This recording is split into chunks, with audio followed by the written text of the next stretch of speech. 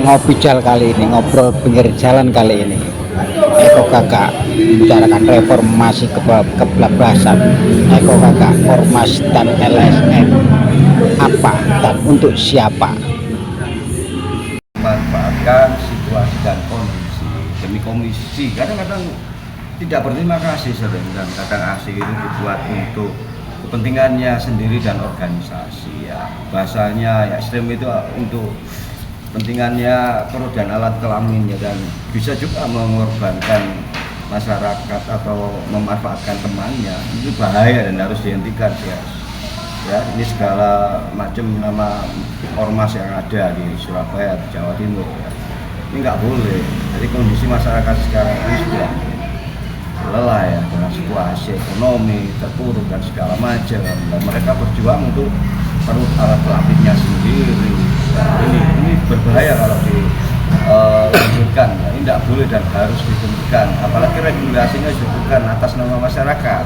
Dan kalau berbicara persatuan, sejak kapan kalau ada berbicara aliansi itu kepentingan politik? Saya ulang ya, aliansi itu kepentingan politik ya. Kalau kepentingan politik, kita tahu yang politik mekanisme dan dinamikanya saat ini seperti ini ya, yang dirasakan masyarakat. Jadi nggak boleh lah, sebenarnya nggak boleh, tapi kenapa dilegalisasikan dan disahkan, diterbitkan? Nggak boleh terkait regulasinya untuk organisasi, itu harus ada revisi lagi gitu loh. Dan ada lagi salah satu ormas ya yang marah ini di Surabaya untuk membeli suatu mobil karena telat mobil, sampai ada dugaan harus beli stikernya lambang ormas itu agar tidak ditarik di kolektor. Itu gimana? Ya, itu bahasanya bisa mengintimidasi atau bahasanya untuk seperti apa ya? Ya ini kan nggak boleh gitu. Jadi janganlah kita mengatasnamakan atau menamakan dirinya organisasi masyarakat atau lembaga masyarakat, tapi berperilaku seperti penggarong ya, pengkhianat masyarakat. Jadi seperti itu, bahasa penggarong itu sedih. Dan sekarang ini saya nggak menyebutkan satu ya, semua ini kan untuk kepentingan kelompoknya ya. Jadi nanti kalau berbicara untuk ini selalu pakai stiker, ini harus pakai ini mobil komando lah, semua kan perlu biaya. Pertanyaan untuk siapa? Untuk siapa? Jujur aja, untuk siapa? Termasuk itu tidak hormat dengan pembayaran dari fitur kredit hanya mengandalkan salah satu bendera. Bisa juga untuk bahasanya untuk menunjukkan namanya eksistensi ya. Eksistensi menunjukkan dirinya bahwa dia lembaga yang resmi dan bahasanya akuntabel, integritas punya ada. Padahal saya ya sudahlah, nanti saya berbicara meremehkan mereka. Enggak lah, cuma yang benar gitu. Itu bahasanya itu buat alat aja itu.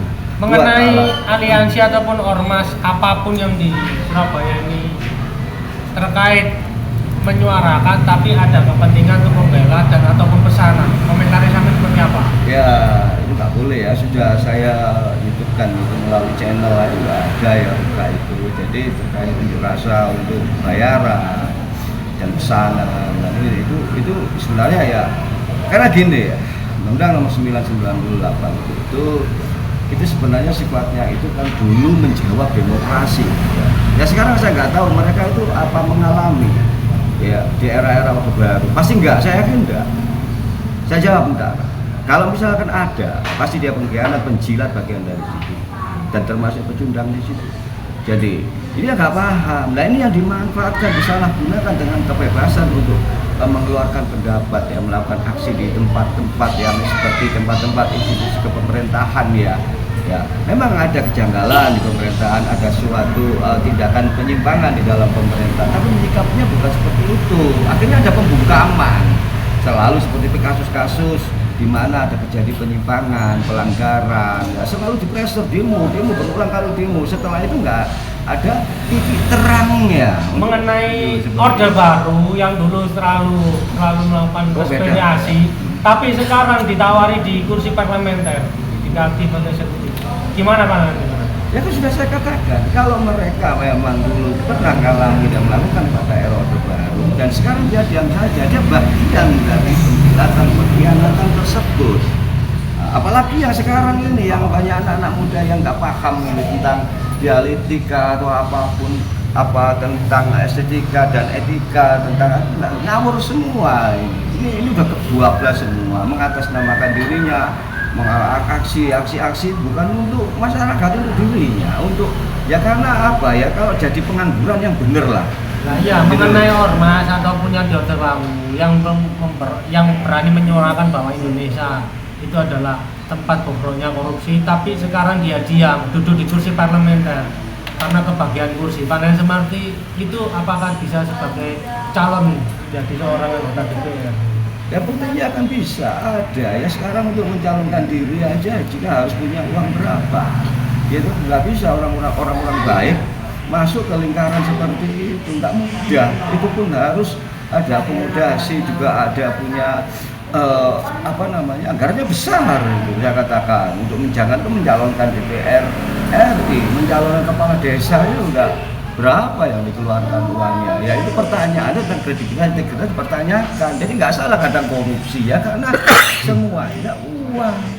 Lah ini bahaya, apalagi saya berbicara tadi organisasi mengatasnamakan Bisbuan, nanti nggak boleh sebenarnya, gitu. Paham nggak apa itu Bhinneka Tunggal Ika, dicengkeram dengan Garuda Pancasila gitu.